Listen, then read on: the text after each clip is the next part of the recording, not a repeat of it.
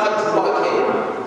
حضور کے زمانے میں شراب پینا بھی بڑا عام تھا.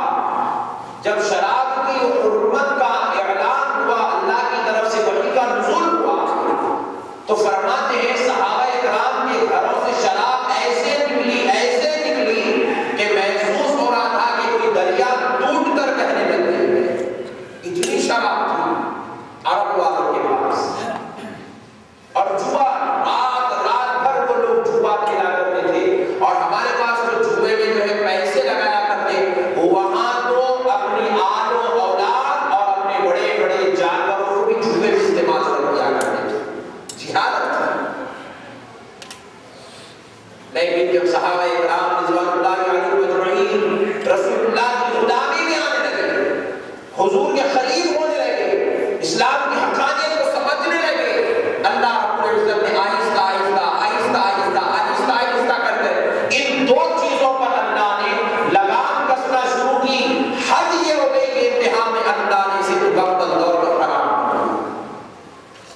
معزز سامعین کرام، اب دیکھیے جب صحابہ رسول کریم صلی اللہ علیہ وسلم کی بارگاہ گفتگو میں آ کر بیٹھا کرتے تھے، تو بعض صحابہ اکرام فطرتاً شریف تھے، وہ کبھی گناہ خطا لفظش ان سے نہیں ہوتی تھی. لیکن جن کی طبیعتوں میں جہالت تھی، جو اسلام کی حقانیت کو اس سے پہلے کبھی نہ سنے تھے، نہ سمجھے تھے، نہ دیکھے تھے، وہ لوگوں کی طبیعتوں میں جب ایسی چیزیں تھیں تو وہ لوگ رسول اللہ کے دربار میں آ رہے تھے. لیکن وہ برائیاں ان کے اندر قرآن میں عرب کی برائیاں موجود تھیں. تو ایک دن حضرت عمر فاروق رضی اللہ تعالیٰ عنہ، حضرت معاذ بن جبل اور حضرت دیگر صحابہ کرام حضور کی بارگاہ گفتگو میں تشریف لائے. یاد رکھیں یہ چیز اللہ نے جو حرام کی مدینہ طیبہ میں حرام ہوئی، ورنہ مکے کے وقت تک بھی جوا اور شراب حرام نہیں ہوا تھا. اب جو آیت مبارکہ آپ سے عرض کر رہا ہوں وہ مکے مدینہ شریف میں نازل ہوئی. تو آ کر حضور اکرم علیہ السلام کی بارگاہ میں حضرت عمر، حضرت معاذ بن جبل وغیرہ نے عرض کیا، یا رسول اللہ، یہ صحابہ ان طبیعتوں میں مشغول ہیں جن کی وجہ سے ان کی زندگیوں میں بہت بڑی برائیاں، گندگیاں پیدا ہو رہی ہیں، اختلافات کا شکار ہو رہے ہیں. ہارنے والے کا جب مال جوے میں چلا جاتا ہے تو وہ جیتنے والے کا قتل کر رہا ہے. شراب کے نشے میں جب وہ ہو جاتے ہیں تو وہ اپنی ماں کو بہن کے ساتھ بیوی کے ساتھ بچوں جیسا بدترین سلوک کر رہے ہیں، اور ان کو خود اپنی طبیعتوں پر قابو نہیں ہے کہ کس کے ساتھ کیسا برتاؤ کرنا چاہیے. وہ رات ہوتی ہے، شراب پیتے ہیں اور شراب کی دھن میں ایسی گندی گفتگو کرتے ہیں جن کا دور و دور تک انسانیت سے کوئی تعلق نہیں ہے. تو رسول کریم رحمت عالم نور مجسم صلی اللہ تعالی علیہ وسلم نے جب اللہ رب العزت کی بارگاہ میں اللہ رب العزت کی بارگاہ متوجہ ہوئے صحابہ کی باتوں کو سن کر، میرے آقا کا متوجہ ہونا ہی تھا، اللہ رب العزت نے جبرائیل امین کو دے کر یہ آیت مبارکہ بھیجی. کیا آیت مبارکہ ہے؟ ذرا غور سے سماعت فرمایا. آقا علیہ السلام نے ارشاد فرمایا، اللہ رب العزت نے ارشاد فرمایا، یسألونک عن الخمر والمیسر قل فیہما اثم کبیر ومنافع للناس وَإِثْمُهُمَا أَكْبَرُ مِن نَّفْعِهِمَا.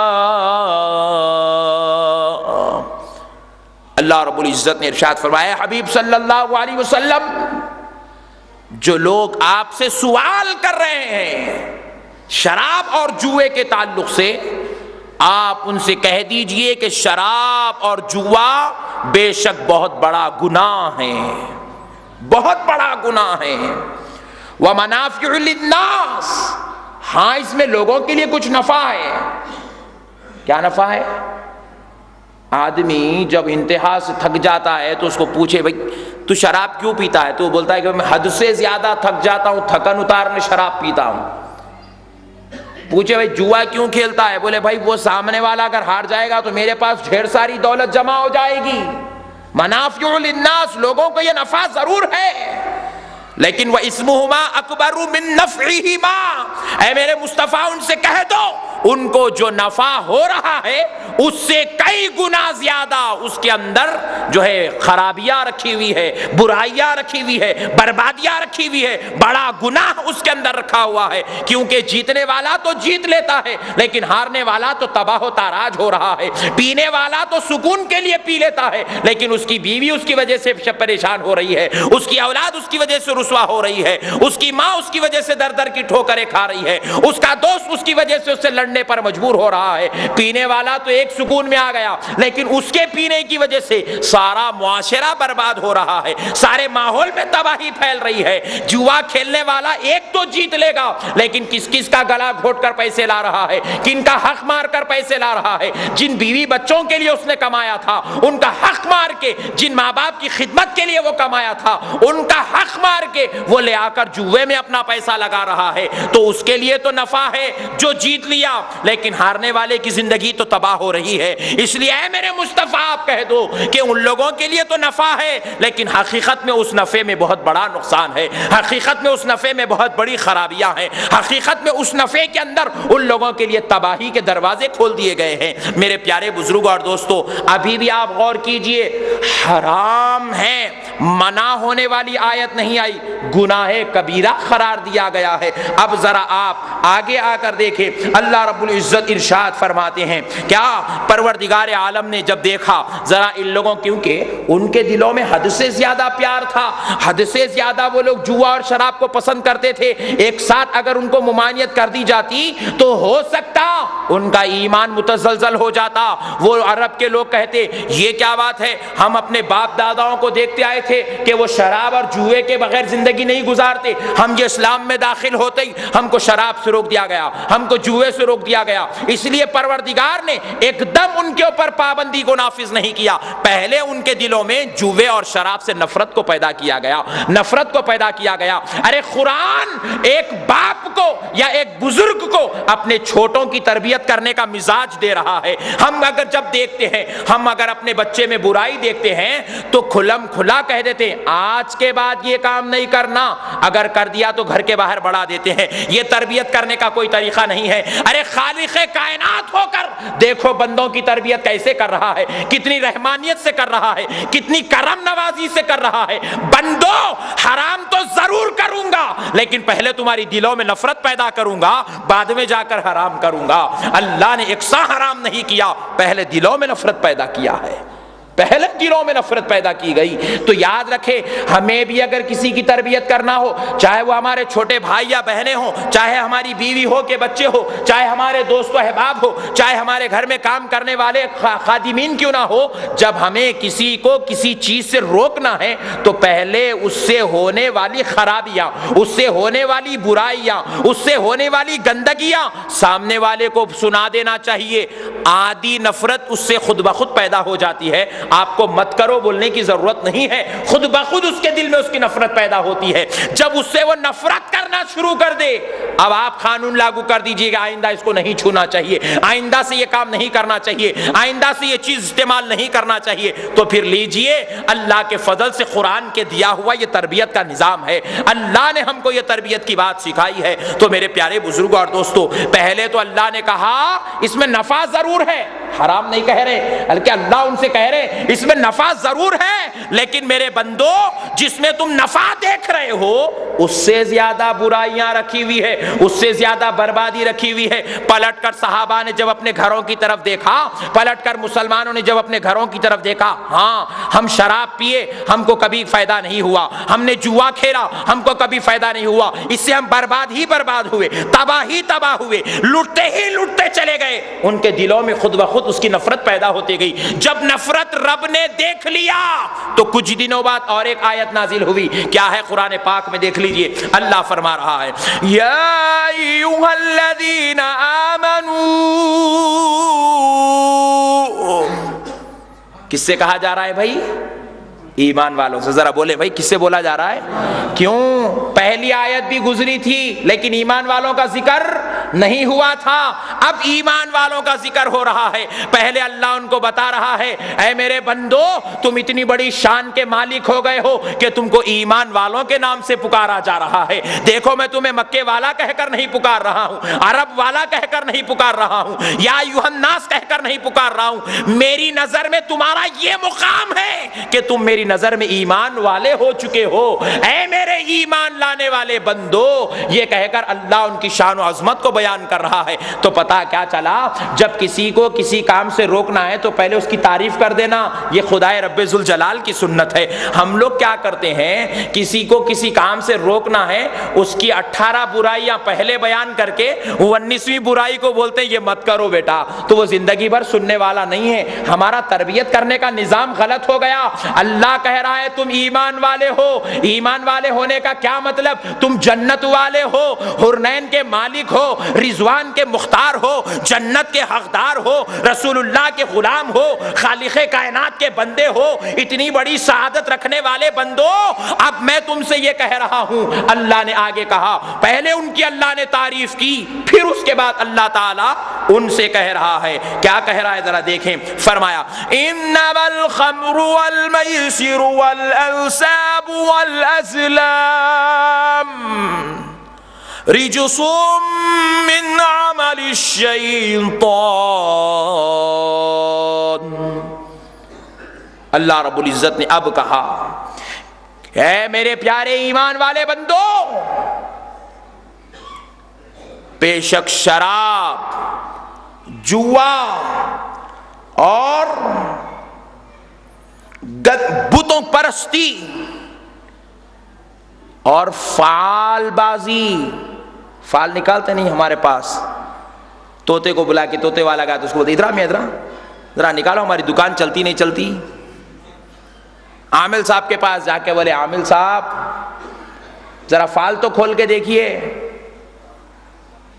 ہمارے حق میں یہ بہتر ہے کہ نہیں ہے۔ اپنی تقدیر کے بارے میں صرف ایک چیز شریعت میں اجازت ہے، اس کا نام ہے استخارہ۔ کیا ہے بھائی ذرا بولیے؟ والازلام، اللہ نے کہا فعال اندازی میرے بندوں میں نے تم پر منع کر دیا ہے، فعال ہرگز استعمال نہ کرنا۔ ہم لوگ فعال کھلاتے ہیں، بڈھی عورتوں کا جا کے بیٹھ کے فعال کھلاتے ہیں، لکیریں دکھاتے ہیں، بولے ذرا لکیریں دیکھ کے بولو بھائی کیا ہونے والا ہے۔ اس کی خود کی لکیر دیکھ لیا تو انہیں اتنا فقیر کہیں کو رہتا تھا کہ لوگوں کے 2 روپے لے کے لکیراں دیکھ رہا، 3 روپے لے کے لکیراں دیکھ رہا، 5 روپے لے کے لکیراں دیکھ رہا۔ یہ سب یہودیوں کی ذہنیت ہے، یہ مومن کی بات نہیں ہوتی۔ مومن ہرگز نہ شراب پیتا ہے، نہ جوا کھیلتا ہے، نہ بتوں کے رکھنے کی جگہ پر جاتا ہے۔ بتوں کی تعظیم مومن نہیں کرتا، بتوں کے رکھنے کی جگہ کی عزت مومن نہیں کرتا، اور مومن فعال نہیں کھولتا۔ اور اللہ معاف کرے، مجھے اجازت دے، میں کہنا چاہتا ہوں، میرا درد ہے اس لیے آپ سے کہہ رہا ہوں، آج کل تو نعوذ باللہ من ذالک بعض بدبخت جاہل اولیاء اکرام کی مقدس مزارات پر بیٹھ کر بھی لوگوں کے فعال کھول رہے ہیں۔ اللہ اکبر۔ بعض بارگاہیں نعوذ باللہ ان بدبخت عاملوں کے ان شر پسندانہ کیفیتوں سے مشہور ہوتی چلی جا رہی ہے۔ لوگ اس اللہ کے ولی کو ان کے نام سے نہیں بلکہ ان کی بارگاہ میں بیٹھنے والے اس منحوس شیطان کے گندے عمل سے پہچان رہے ہیں کہ اس بارگاہ میں فعال کھولا جاتا ہے۔ وہ بارگاہ کے صاحب بڑی اچھی فعال بولتے ہیں، نعوذ باللہ۔ آپ اگر کسی فعال کھولنے والے کو کسی ولی کی بارگاہ میں دیکھو، اٹھا کر گلا پکڑ کے باہر پھینک دو، اس بدبخت کی وجہ سے اللہ کا وہ مقدس ولی کا نام متاثر نہ ہو جائے۔ کیونکہ آج کل مسلمانوں میں علم کی کمی کی وجہ سے ہر داڑھی چھوڑنے والا، ہر زلف چھوڑنے والا، ہر ٹوپی پہننے والا جو کام کرتا ہے یہ ہمارا بھولا بھالا مسلمان سمجھتا ہے یہ قرآن حدیث کے مطابق ہو رہا ہے۔ اور ایک بات بھی سن لیں، عامل لوگ آج کل بالخصوص اتر پردیش، بنگال، بہار، یہاں کے عامل لوگ ان لوگوں کے درمیان مشہور ہے کہ پوری دنیا میں سب سے بھولا مسلمان حیدرآباد کا ہے. یہاں کے مسلمان کو بھولا بنانا بڑی آسان بات ہے. آتے ہیں کسی ایک جگہ کھڑے ہو جاتے ہیں اور پیپر چھاپ کر بانٹتے ہیں یا پیپروں میں ایڈورٹائز دیتے ہیں, ٹی ویوں میں ایڈورٹائز دیتے ہیں. 15 دن کے اندر تمہارا یہ کام ہو جائے گا, نہیں ہوا تو پیسے واپس. فرماتے ہیں علماء اکرام, صوفیاء اکرام, اللہ کا ولی یا اللہ کا محبوب بندہ جب کسی کا علاج کرتا ہے شرطیہ طور پر وقت نہیں بتا سکتا, شرطیہ طور پر وقت نہیں بچا سکتا, نہیں بتا سکتا. اور اگر کوئی شرطیہ طور پر کسی علاج میں وقت بتا دے تو فرماتے ہیں وہ عملیات نہیں, وہ جادوگری ہے. وہ کیا ہے بھائی؟ جادو ہے. اللہ والے دعا کرتے ہیں, قبول کرنا خدا کا کام ہے. اللہ والوں کی دعاؤں کے اندر شفا دینا اللہ کا کام ہے. شفا چاہے تو آنن فانن اسی وقت اتر جائے, یا اللہ کی مرضی کے مطابق کبھی اور دیر سے اترے, یہ اللہ کا ہے, مصلحت ہے. لیکن شرطیہ طور پر جو چیز علاج کی جاتی ہے وہ عملیات نہیں ہے. اگرچہ کہ وہ قرآن کا نام لے کر عملیات کرے, حدیث کا نام لے کر عملیات کرے, تب بھی وہ عملیات نہیں, وہ جادو ہے. اور وہ صرف مسلمانوں کو دھوکہ دینے کے لیے استعمال کی جا رہی ہے. تو اللہ رب العزت نے اس قرآن کی آیت میں فرمایا والازلام, اے میرے بندو فال کھولنا تمہارے لیے حرام قرار دیا گیا ہے, تم کو منع کر دیا گیا ہے. کیوں؟ رجس من عمل الشیطان. آقا علیہ الصلوۃ والسلام پر نازل ہونے والے اس مقدس کلام میں اللہ رب العزت نے ارشاد فرمایا گندے کاموں سے بچتے رہنا, کیونکہ یہ شیطان کی چال ہوتی ہے, یہ شیطان کے اعمال ہیں, یہ شیطان کے مکر و فریب ہیں, یہ شیطان کی برائیاں ہیں, یہ شیطان کی گندگیاں ہیں. کیا؟ جوا کھیلنا, شراب پینا, فال کھولنا اور بت رکھنے کی جگہوں کی تعظیم کرنا, یہ جو ہے بری چیزیں ہیں, یہ شیطان کے اعمال ہیں. پھر اس کے بعد اللہ رب العزت نے فرمایا فاجتنبوہ لعلکم تفلحون, اے ایمان والو سن لو, تم میں سے وہی شخص کامیاب ہوگا جو ان بری چیزوں سے اپنے آپ کو بچا لے گا. جو ان کے قریب جائے گا وہ کبھی کامیاب نہیں ہوگا, وہ کبھی کامیاب نہیں ہوگا. میں حالیہ 6-8 دن پہلے ایک ہوٹل کی افتتاح کرنے کے لیے میرے دوست نے دعوت دی, تو میں ہوٹل پہ پہنچ گیا افتتاح کرنے کے لیے.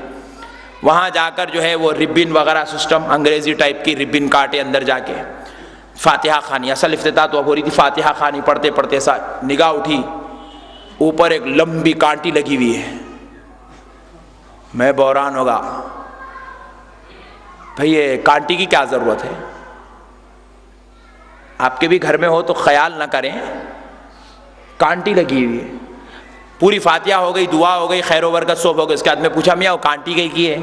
بڑی لگی ہوئی, اتنی بڑی چھڑی پوری کانٹی.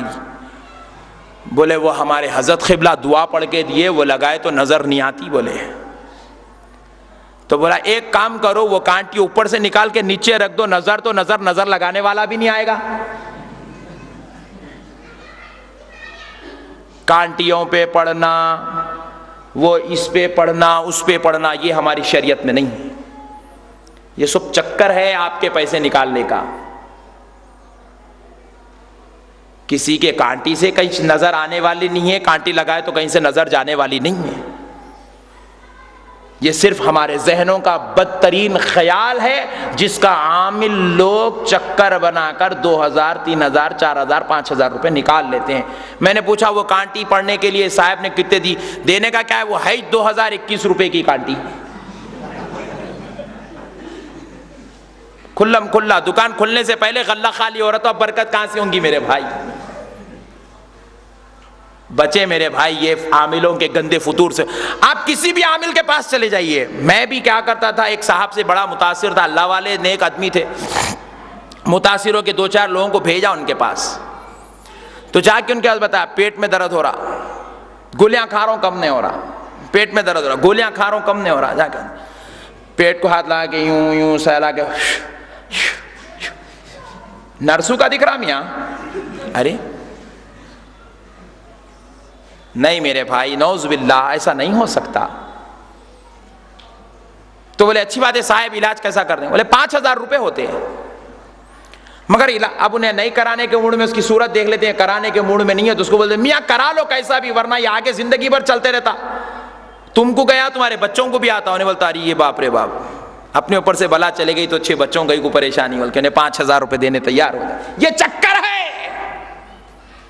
ये सिर्फ भोले मुसलमानों की दौलत का गलत इस्तेमाल है।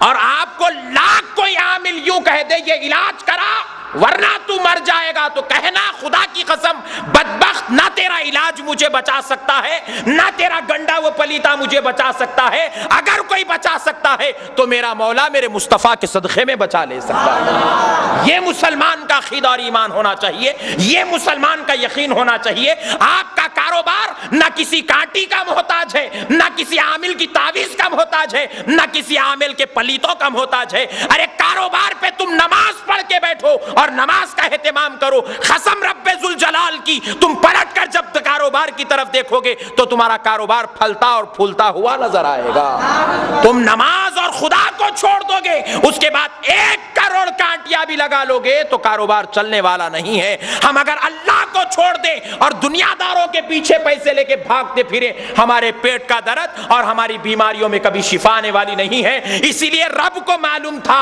आखिर जमाने में ऐसे लोग भी पैदा होंगे जो अमलियात के नाम पर नाजायज तौर पर मुसलमानों को लूटेंगे। तो रब ने इरशाद फरमाया वनुनज़्ज़िलु मिनल क़ुरआनि मा हुवा शिफ़ाउन व रहमतुन लिल मुमिनीन। ऐ मेरे बंदो, तुम इनके उनके पीछे मत भागो, मैंने कुरान को तुम्हारे लिए रहमत और शिफा बनाकर दे दिया है।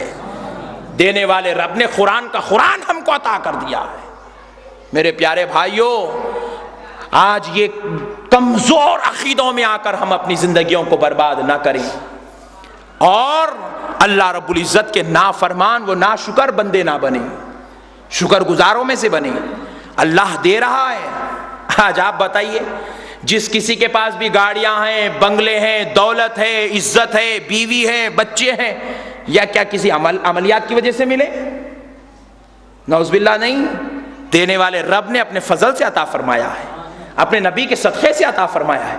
ये एक मुसलमान का ईमान इतना मजबूत हो, अरे जब देने वाला रब बगैर मांगे के इतना सब कुछ दिया है तो वो देना उसके लिए क्या बड़ी बात है। अगर वो हमारे मुक़द्दर में बेहतर है, बराबर हमारा परवरदिगार हमको अता फरमाएगा। हमारा रब हमसे एक चीज भी नहीं रोकेगा।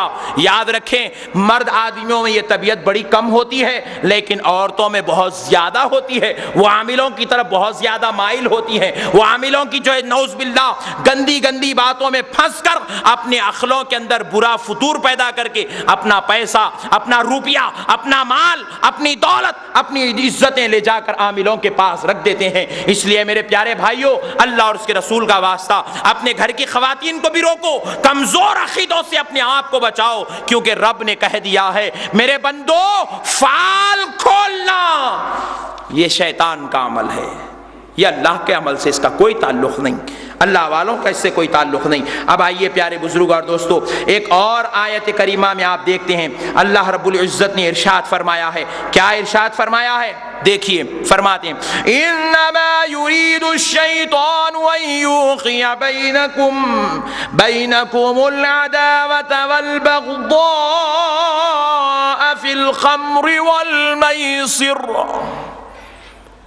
अल्लाह रब्बुल इज्जत ने इरशाद फरमाया, बेशक शैतान ये चाहता है, शैतान इस बात का इरादा कर चुका है, शैतान ये चाहता है कि ऐ मेरे बंदो तुम शराब पियो।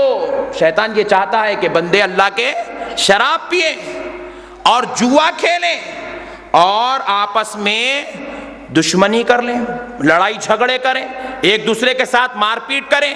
और शैतान ये चाहता है कि वह आपस में एक दूसरे को बुग़्ज़ डाल दे। और शैतान चाहता है वयसुद्दुकुम अन ज़िक्रिल्लाहि व अनिस्सलाह।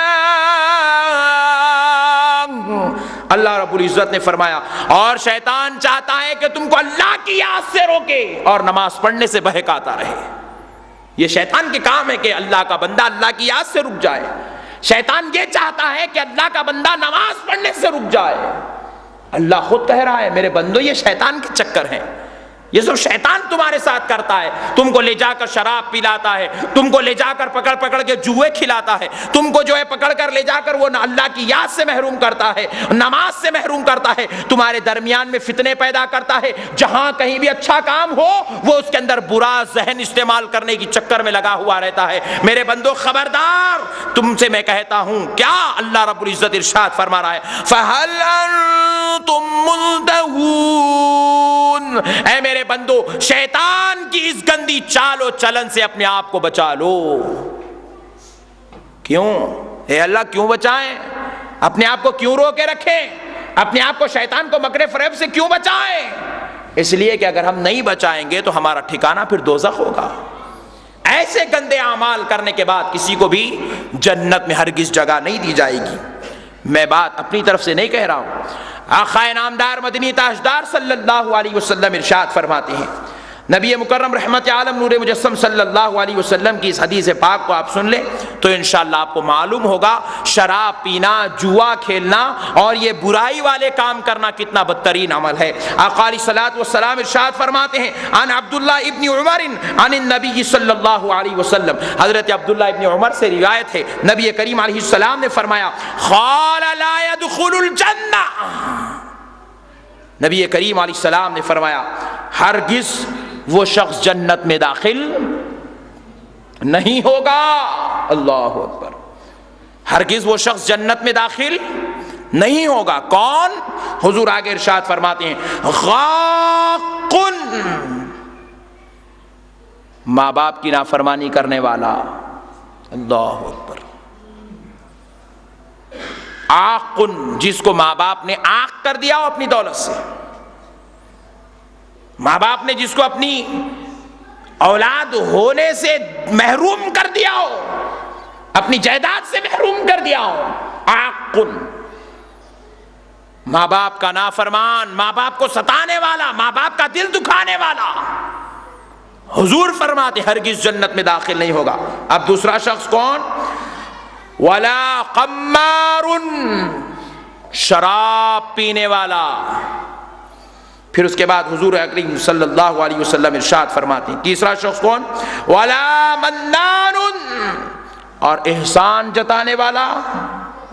کچھ بھی دیے دے کے احسان جتانا، لوگوں کے سامنے بولتے پھرنا کہ میں نے ان کو وہ دیا، میں نے ان کے ساتھ یہ کیا. احسان جتانے والا جنت میں نہیں جائے گا. اللہ اکبر. اللہ معاف کرے. سب سے بڑا بدترین درجے کا آدمی وہ ہے جو مسجد کے لیے کچھ نذرانہ دے دے اور بولتا پھرے میں نے مسجد کو اتنا دیا ہے، میں نے مسجد کو اتنا دیا ہے، میں نے مسجد کو اتنا دیا. احسان جتانے والا، وہ بھی اللہ کے گھر کو دے کر. دوسرا بدترین شخص وہ ہے جو ماں باپ کو کچھ کر دے اور جتلاتا پھرے میں نے اپنے ماں باپ کے ساتھ اتنا اچھا کیا، میں نے اپنے ماں باپ کے ساتھ اتنا اچھا کیا لیکن میرے ساتھ یہ سلوک ہوا. احسان جتانے والا. 25 سال سے میں اپنی ماں کو گھر میں بٹھا کے کھلا رہا ہوں، میں اپنے باپ کو گھر میں بٹھا کے کھلا رہا ہوں. اللہ اکبر. احسان جتانے والا کبھی جنت میں نہیں جائے گا. پھر اس کے بعد ہے کہ نبی کریم علیہ السلام فرماتے ہیں ولا مدمن خمر. نبی کریم رحمت عالم نور مجسم صلی اللہ علیہ وسلم نے فرمایا اور پھر ہمیشہ شراب پینے اور جوا کھیلنے والا بھی جنت میں نہیں جائے گا. میرے پیارے بھائیوں، اللہ اور اس کے رسول کا واسطہ ہم ان چیزوں سے اپنے آپ کو بچا لیں، ان چیزوں سے ہم اپنے آپ کو محفوظ رکھ لیں. آقا نامدار مدنی تاجدار صلی اللہ علیہ وسلم نے یہ باتیں ہم کو کیوں بتلائی؟ تاکہ ہم ان چیزوں سے بچیں. اور آج ان چیزوں کی سختی کے ساتھ مسلمانوں میں ضرورت ہے کہ میرے پیارے بھائیوں، آقا نامدار مدنی تاجدار صلی اللہ علیہ وسلم نے ایک اور حدیث پاک، کیونکہ مسجد بھر گئی ہے ماشاءاللہ سے، سنانا چاہتا ہوں. سن لیں بھائی. یہ کفر کا فتویٰ مدینہ رسول صلی اللہ علیہ وسلم سے نکلا ہوا ہے. حضرت عبداللہ ابن مسعود رضی اللہ تعالی عنہ سے روایت ہے فرماتے ہیں جس شخص نے جوتشی کی بات کو یا ساحر مطلب جادو کرنے والا، کاہن کی بات کو، اس کے پاس گیا اور کچھ سوال کیا، جادوگر کے پاس، کاہن کے پاس، جوتش فال کھولنے والا، اس کے پاس گیا اور سوال کیا، بھائی ذرا بتا دیں میرے بارے میں کیا ہے، ذرا میرے ہاتھ دیکھ کر بتائیں، میرے ناخن دیکھ کر بتائیں، میرے حلیہ دیکھ کر بتائیں، یا آپ کے طوطے سے مجھے بتلائیں، یا آپ کے پاس جو فال کھولنے کے ہیں میرے تقدیر، میرے دیکھ کے، میرے ستارے دیکھ کر بتائیں۔ بعض لوگ تو خد کھڑا کر رہے ہیں، کھڑا کر کے دیکھ رہے ہیں، خد ہاں اتنے فٹ کا ہے، نکاح بٹھا کے کتاب کھول کے بول رہا ہے، ایسے ایسے خط دیکھ کر بول رہے ہیں۔ تو نبی پاک صلی اللہ علیہ وسلم فرماتے ہیں تم نے کسی جوتشی فال کھولنے والے کی بات یا کسی جادوگر کی بات اس کو تم نے سوال کیا اور اس نے سوال کے بدلے میں تم کو جواب دیا اور تم نے اس بات پر یقین کر لیا تو تم نے کفر کر لیا ہے۔ اللہ اکبر، حضور فرما رہے ہیں تم نے اگر اس جادوگر کی بات کو یقین کر لیا تو تم نے کفر کر لیا۔ اللہ اکبر۔ اب بتائیے میرے پیارے بزرگوں اور دوستوں، میں ایک سوال آپ سے کرتا ہوں، آپ جواب دے دیں انشاءاللہ، نہ دے سکے تو پھر آپ فیصلہ کر لیں۔ آج میں نعوذ باللہ عاملوں کا دشمن نہیں ہوں، حقیقت آپ کو بیان کر رہا ہوں۔ اگر کوئی عامل صاحب بھی یہاں بیٹھے تو مجھے معاف فرما دیں۔ اللہ اور اس کے رسول کا کلام ہے، قرآن و حدیث ہے، سچ بولنا عالم کا پیشہ ہے، نہیں بولنے والوں کو بروز محشر اللہ گردن دبوچ کر دوزخ میں پھینک دے گا۔ خالی ذکر رسول کرنا ہی عالموں کا فرض نہیں ہے، خالی انگوٹھے چومنے کی فضیلت بتانا ہی عالم کی ذمہ داری نہیں ہے۔ آج امت ان برائیوں میں تباہ و تاراج ہو رہی ہے، ان برائیوں سے بھی امت کو بچانا عالم کا سب سے اولین فرض ہے۔ جس طرح عقیدے کی بگاڑ سے بچانا عالم کی ذمہ داری ہے، اسی طرح عمل کی بگاڑ سے بھی بچانا عالم کی ذمہ داری ہے۔ تو بحیثیت میں آپ کا مسلمان بھائی آپ سے ایک سوال کرتا ہوں، میرے بھائی، جو عامل نعوذ باللہ یوں کہتا ہو کہ میں عربی عمل کر رہا ہوں، میں اللہ اور اس کے رسول کا عمل کر رہا ہوں، میں یہ ساری باتیں کر رہا ہوں، تو تھوڑی دیر کے لیے آپ مجھے اتنا جواب دیجئے، جو شخص کیا بے نمازی ہو، جو شخص شریعت مطہرہ کو گلا کچل دیتا ہو، جو رسول اللہ کی سنتوں سے دور رہتا ہو، جس کی زبان پر کبھی نعوذ باللہ اللہ اور اس کے رسول کا ذکر نہ ہوتا ہو، جس کے پاس اللہ کا خوف نہ ہو، جس کے پاس رسول اللہ کی محبت نہ ہو، کیا ایسا شخص عربی عمل کرنا چاہے کیا اللہ اس کے ہاتھ میں شفا عطا فرمائے گا؟ کیا اللہ اس کو ہدایت دے دے گا، جا میرے بندے تو جس کو چاہے فائدہ پہنچا دے؟ ہرگز نہیں ہو سکتا۔ فائدہ تو اسی شخص کی زبان میں ہو سکتا ہے جس کی زبان اور دل ہمیشہ خدا کے ذکر میں مشغول رہتے ہو۔ فائدہ تو اسی شخص کے ہاتھ میں ہو سکتا ہے جس کا ہاتھ اور پیر، جس کے کان اور ناک اور آنکھ اور زبان کبھی شریعت کے خلاف ورزی نہیں کرتے ہو۔ اللہ ایسوں کے ہاتھ میں فائدہ دیتا ہے۔ میں نے تو کئی لوگوں کو ایسے دیکھا جن کے دروں پر سینکڑوں عورتیں بیٹھی ہیں، بیٹھنے والے بھی نماز نہیں پڑھتے، بٹھانے والا بھی نماز نہیں پڑھتا، تو اب اللہ ایسوں کو فائدہ ہرگز نہیں دیتا۔ آپ مجھے کہیں مولانا دیکھو وہ نماز نہیں پڑھ رہا تو کیا ہوا، ہواؤں میں اڑ رہا ہے، اتنا بڑا درجے کا عامل ہے، ہواؤں میں اڑ رہا ہے۔ میں کہوں گا وہ عامل نہیں، وہ جادوگر ہے، اپنی جادو سے ہواؤں میں اڑ رہا ہے، وہ اللہ کا نیک بندہ نہیں ہو سکتا۔ صحیح عامل کی پہچان یہ ہے وہ شریعت کا پابند ہوتا ہے، وہ شریعت کا پابند ہوتا ہے اور وہ رسول اللہ کی سنتوں پہ عمل کرتے ہوئے زندگی گزارتا ہے۔ وہ کبھی برا نہیں کرتا، وہ کبھی کسی کے ساتھ گندا عمل نہیں کرتا۔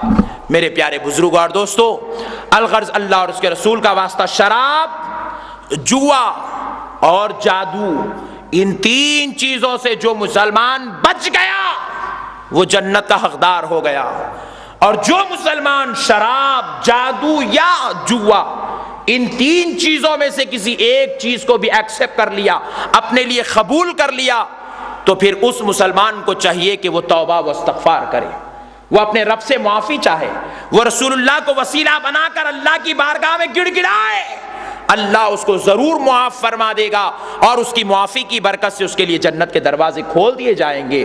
لیکن کوئی ان گندی بری عادتوں پر بیٹھا ہوا ہے، اسی پر جمع ہوا ہے اور توبہ و استغفار نہیں کر رہا ہے، تو یاد رکھیں رسول اللہ نے کہا ہے اس کے لیے جنت کے دروازے بند کر دیے گئے ہیں۔ تو اس لیے میرے پیارے بھائیوں، آج ہم اپنے معاشرے کو خود بھی بچائیں اور بچنے کی بھی کوشش کریں۔ امید کی جاتی ہے کہ ہم حضرات ان بری لعنتوں سے اپنے آپ کو محفوظ رکھیں گے۔ معزز سامعین اکرام، ایک ضروری اعلان سماعت فرما لیں۔